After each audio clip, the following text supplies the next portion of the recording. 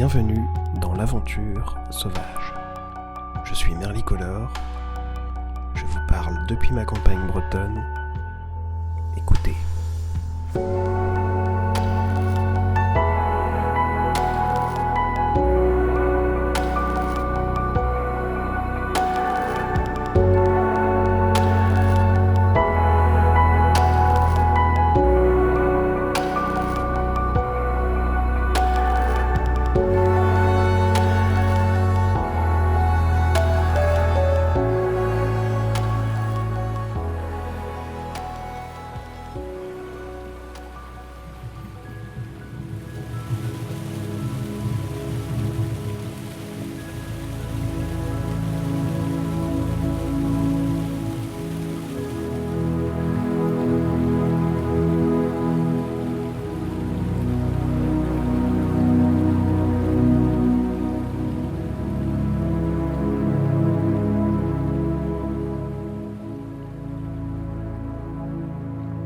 L'aube se lève.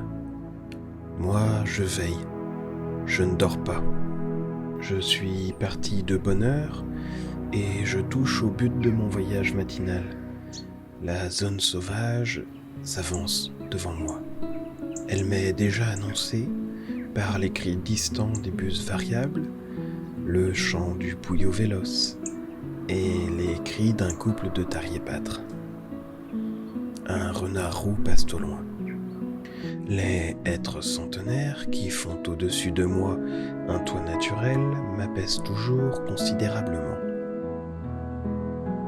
C'est un chemin que je connais, des vues que j'aime à retrouver et à contempler. C'est une sorte de rendez-vous que je m'offre toutes les semaines.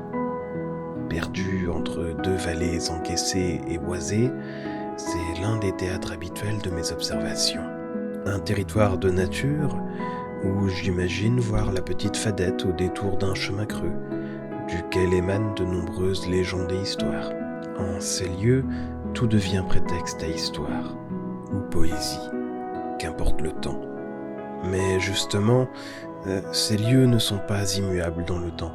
Quelques centaines de mètres plus loin, c'est la plaine déserte, dans laquelle si peu vit et si peu chante.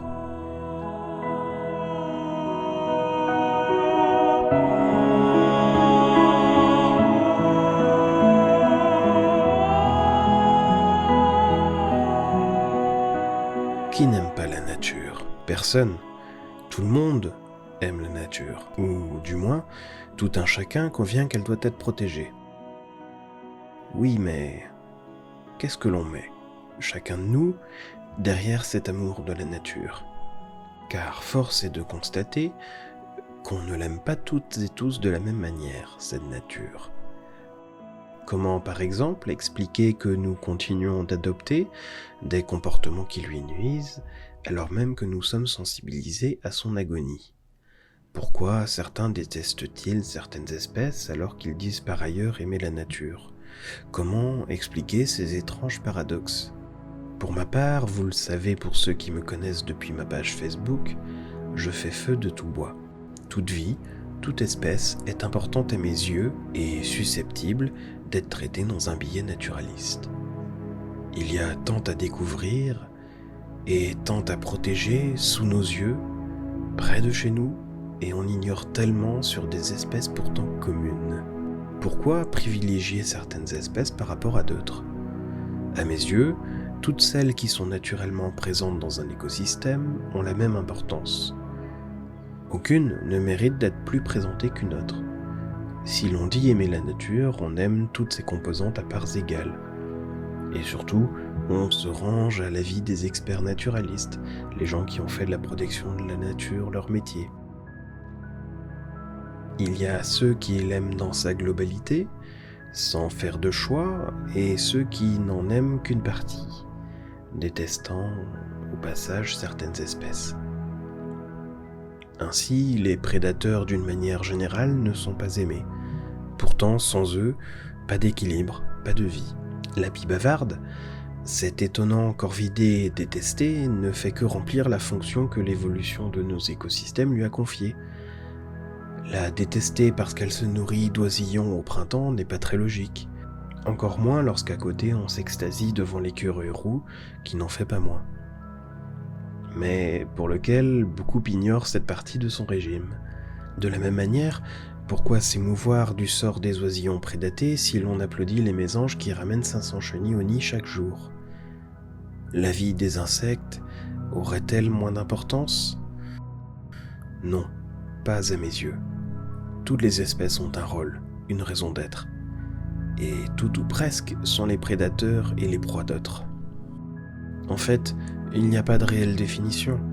Aimer la nature ne veut pas dire grand-chose. C'est un fourre-tout dans lequel tout le monde se reconnaît. On ne peut même pas dire que cela fait forcément de nous un défenseur éclairé de la nature. Loin s'en faut. En revanche, c'est un prérequis évident.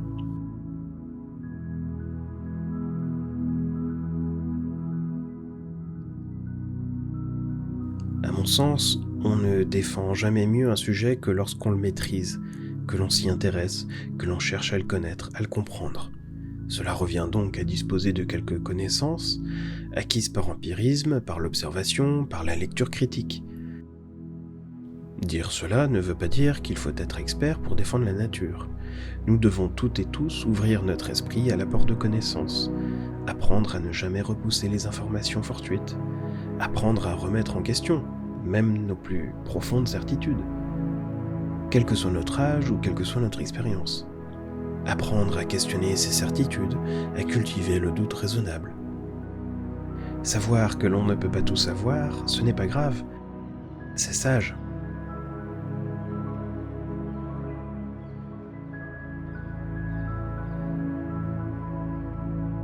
Tout cela, nous pouvons le faire, toutes et tous, plus ou moins.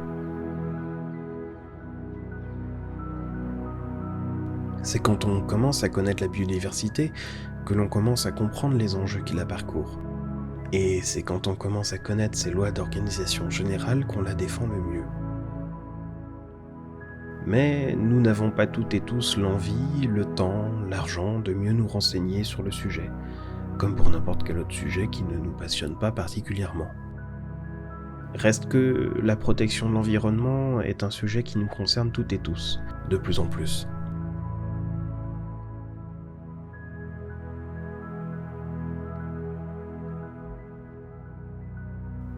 Pas besoin pour autant d'être diplômé pour parler ou pour défendre. Chacun, chacune à son échelle, de son jardin à son balcon, peut favoriser la biodiversité. Chacun à son échelle peut favoriser un système économique plus vertueux, donner plus d'importance à certains discours. Du moins, pour ceux qui le peuvent, chacun peut essayer.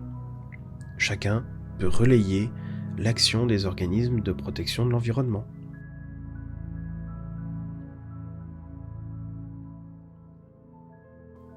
Alors, aimer la nature, c'est quoi pour moi, personnellement, tout au fond?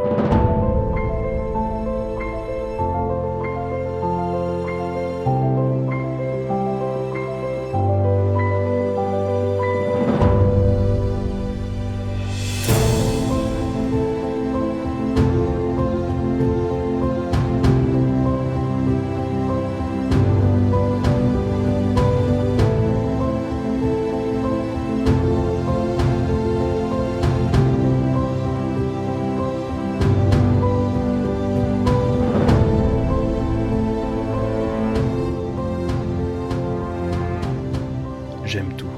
Ce que je déteste, comme les araignées, je m'efforce de les aimer aussi.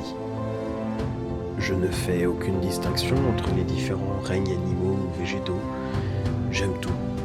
Bien entendu, j'ai quelques préférences. L'ornithologie reste et restera mon cheval de bataille. Je n'ordonne pas mes préférences selon un prétendu degré d'intelligence ou d'importance des espèces. J'apprécie la diversité des espèces, des adaptations et des stratégies dont elles font preuve, et celle des intelligences multiples. Si les espèces que nous connaissons ont survécu jusque-là, c'est parce qu'elles sont parfaitement adaptées à leur milieu d'origine et qu'elles y jouent tout un rôle plus ou moins important. Ce qui mérite un tant soit peu de considération que l'on parle d'une mouche ou d'un rouge-gorge. Aimer la nature, pour moi, c'est l'aimer en cherchant à la comprendre sans la juger, mais aussi chercher à la comprendre et à la protéger. C'est comprendre qu'elle n'est ni belle, ni moche, ni juste, ni cruelle.